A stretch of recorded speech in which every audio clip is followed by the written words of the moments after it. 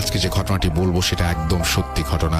আমার চাচা জীবনে 2 বার ভয়াবহ এরকম ঘটনার মুখোমুখি হয়েছেন। প্রথম ঘটনা, এবং এই ঘটনার পর চাচা মোটামুটি সুস্থ হলে পুরোপুরি সুস্থ হননি, এবং দ্বিতীয় ঘটনার পর থেকে মৃত্যু অবধি সে সবসময় অসুস্থই ছিল। সরি, অনেক কিছু বলে ফেললাম, এবার ঘটনায় আসি। আমাদের গ্রামের একটু বর্ণনা দেই। গ্রামটা ঢাকা খুলনা হাইওয়ের পাশ দিয়ে, আমাদের গ্রামের ভেতর দিয়ে, অন্য গ্রামের ভেতর দিয়ে, আবার ঢাকা খুলনা হাইওয়েতে গিয়ে মিশেছে। গ্রামের মেইন রোডের সাথে মসজিদের পাশ দিয়ে আরেকটা ফাঁকা মাঠের পাশ দিয়ে ধুধু প্রান্তরের মাঝখান দিয়ে পাশের অন্য গ্রামে গিয়ে মিশেছে। তখনকার গ্রামের রাস্তা ছিল কাঁচা, বৃষ্টির দিনে কাদা জমতো রাস্তায়। চাচারা 2 ভাই, করিম ছোট চাচা, বড় ভাই বিয়ে করে রাস্তার পূর্ব দিকে বাড়ি করে, এবং করিম চাচা বিয়ে করে রাস্তার পশ্চিম দিকে রোড থেকে 60-70 মিটার দূরে বাড়ি বানায়। তখন ওই জায়গা ছিল বন জঙ্গল।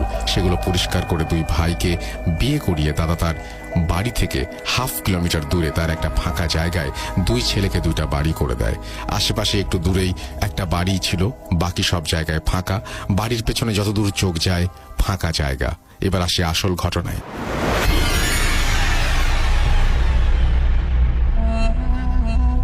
চাচার বয়স তখন 20-25। চাচা কৃষিকাজ করত। যেমন ছিল শক্তি তেমন ছিল সাহস। ভয় বা ডর কোনোটাই ছিল না। চাচা অনেক শক্তিশালী ছিল, তাই এলাকার শক্তিশালী ছেলেদের সাথে শক্তি পরীক্ষার জন্য বাউ ধরত, যেটাতে তখন বোঝা যেত কার শক্তি কত বেশি। তো একদিন অনেকে কৃষি কাজ করছে একসাথে, এমন সময় চাচা তার এক বন্ধুকে বলল, বাবুল তুই আমার সাথে বাউ ধরবি? তোকে এখানে এলাকার মানুষ অনেক শক্তিশালী পুরুষ বলে, আমার সাথে বাউ ধরবি? বাবুল হেসে উড়িয়ে দেয়, আবার ভয়ও পায়, কারণ চাচা অনেক শক্তিশালী এবং ডান পিটে। যদি শক্তিতে একান্ত নাও পারে, তাও দেখা গেল চাচা তাকে মারধর করলো। এই ভয়ে সে প্রথমে রাজি হয়নি। পরে চাচার অনেক জোরাজুরিতে বাবুল একসময় রাজি হয়ে যায় এবং চাচাকে বলে, কাল ভোরে কাজে যাওয়ার আগে তোর সাথে বাউ ধরবো। বাবুলও রাজি হয়ে যায়। যেখানে তারা কাজ করছিল ওইখানে ছিল একটা বড় পুরনো তাল গাছ। তো যেই কথা সেই কাজ। ওই দিন কাজ সেরে বাড়িতে চলে গেল তারা।